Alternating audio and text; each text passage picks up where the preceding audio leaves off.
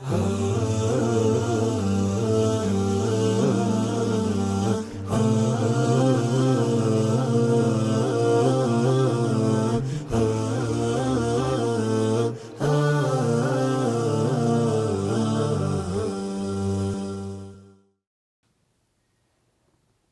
علیکم ورحمۃ اللہ وبرکاتہ۔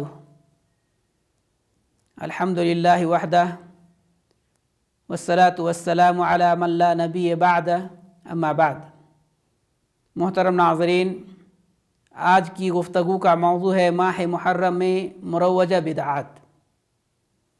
اللہ رب العالمین کا ارشاد ہے، ان عدۃ الشہور عند اللہ 12 شہرا فی کتاب اللہ یوم خلق السماوات والارض منہا 4 حرم۔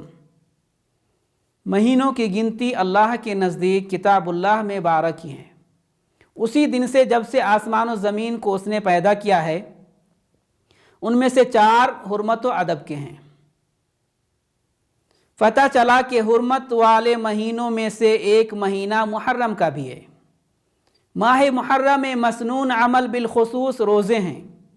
نبی کریم صلی اللہ علیہ وسلم کا معمول تھا کہ آپ صلی اللہ علیہ وسلم اس مہینے میں بکثرت روزے رکھتے تھے، اور صحابہ کرام رضی اللہ تعالیٰ عنہم کو بھی اس مہینے میں روزے رکھنے کی ترغیب دلاتے، جیسا کہ حدیث نبی صلی اللہ علیہ وسلم میں رمضان کے علاوہ نفلی روزوں میں محرم کے روزوں کو افضل قرار دیا گیا ہے۔ رسول اللہ صلی اللہ علیہ وسلم کا ارشاد ہے، افضل الصیام بعد رمضان شہر اللہ المحرم۔ ماہ رمضان کے بعد افضل ترین روزے اللہ کے مہینے محرم کے روزے ہیں۔ بالخصوص عاشورہ یعنی 10 محرم کے روزے کے متعلق نبی اکرم صلی اللہ علیہ وسلم نے فرمایا کہ عاشورہ کا روزہ پچھلے 1 سال کے گناہوں کا کفارہ ہے۔ اس کے علاوہ اور کسی قسم کی عبادت یا کار خیر قرآن و سنت سے ثابت نہیں ہے، مگر افسوس دنیا کے نام نہاد مسلمانوں نے اس مہینے کی حرمت کو پامال کر دیا، اس کی تاریخی حیثیت کو فراموش کر دیا، اور اس کی شرعی حیثیت کو زنگ آلود کر کے نوحہ و ماتم، ڈھول تاشا، بین باجا اور دیگر منکرات میں پڑ گئے، اور کربلا کے میدان میں نواس رسول صلی اللہ علیہ وسلم حسین رضی اللہ تعالیٰ عنہ کی شہادت کا جو المناک سانحہ پیش آیا، ماہ محرم کو شیعہ حضرات نے خاص طور سے اس شہادت کے واقعہ کو جو رنگ دے رکھا ہے اور اسے منانے کا جو ڈھنگ اختیار کر رکھا ہے، وہ بہت ہی بھونڈا خرافات کا گڑھ اور بدعات کا ملغوبہ ہے۔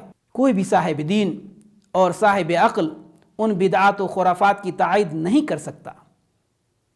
سامعین کرام، غور کیجیے، جب کسی کی وفات ہوتی ہے تو فوری طور پر غم ہوتا ہے، لیکن وقت گزرنے کے ساتھ ساتھ غم خود بخود ہلکا ہوتے ہوتے تقریباً ختم ہو جاتا ہے، اور ان ماتم کرنے والوں کا غم نامعلوم کیسا ہے جو سارا سال کہیں کھویا رہتا ہے، جیسے ہی محرم کا چاند نظر آتا ہے حسین کی شہادت کا غم آ کر کے ان کے سینوں پر لوٹ پوٹ ہونے لگتا ہے، جبکہ ماتم کرنے والوں کو حسین رضی اللہ تعالیٰ عنہ سے زیادہ افضل اور محبوب ہستی رسول اکرم صلی اللہ علیہ وسلم کا غم تو اس قدر نہیں تر پاتا، نہ ہی انہیں یکم محرم میں شہید ہونے والے عمر فاروق رضی اللہ تعالیٰ عنہ کی شہادت کا غم جاگتا ہے، نہ ہی انہیں شہادت کی تڑپ اٹھتی ہے، اور نہ ان کے دل حمزہ خبیب رضی اللہ تعالیٰ عنہ کی شہادتوں پر تڑپتے ہیں۔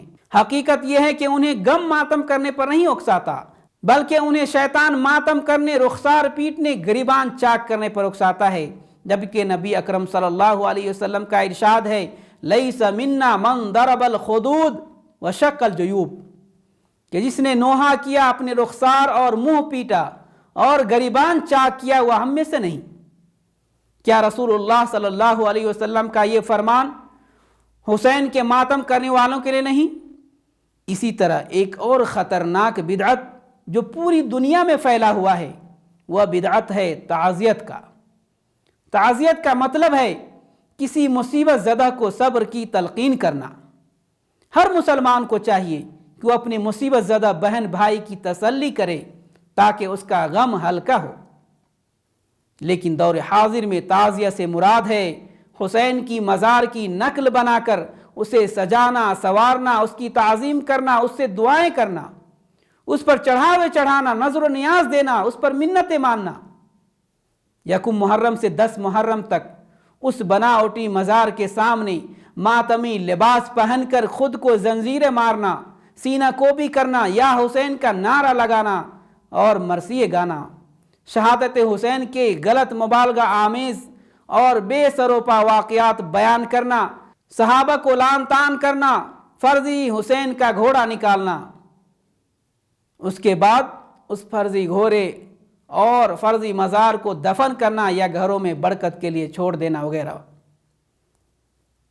محترم ناظرین، دراصل یہ رسم یہود کی سازش، ہندوؤں کی نقل اور روافظ کی مکر کا نتیجہ ہے۔ اس مہینے کی خوشی، اس کا روزہ، اس کی تاریخی اور شرعی حیثیت، فتح خیبر اور دوسرے عظیم تاریخ ساز مارکوں اور فتوحات کے اس مہینہ کو یہود نے ایک مکر کے ذریعے ماتم حسین میں تبدیل کر دیا ہے۔ افسوس تو یہ ہے کہ اس ماتم کے آڑ میں صحابہ کرام رضی اللہ تعالیٰ عنہم اجمعین کو برا بھلا کہا جاتا ہے، انہیں گالیاں دی جاتی ہیں، اور ان صحابہ کرام پر بھی تیر و نشتر چلائے جاتے ہیں جن کا اس واقعے سے دور کا بھی تعلق نہیں ہے۔ ایسا لگتا ہے کہ یہ یہودیوں کی ایک مکر و چال ہے۔ یہی وجہ ہے کہ کربلا کا واقعہ بیان کرتے وقت حسین کے اصل قاتلوں کا نام بھی نہیں لیتے۔ اس لیے ہمیں یہودی اور شیعی مکر کو سمجھنے کی ضرورت ہے۔ اللہ تعالیٰ سے دعا ہے کہ ہمیں اس مہینے کی قدر کرنے کی توفیق عطا فرمائے اور یہود و نصارہ کے مکر سے محفوظ رکھے۔ آمین۔ وصلی اللہ علی نبینا محمد وعلی آلہ وصحبہ اجمعین۔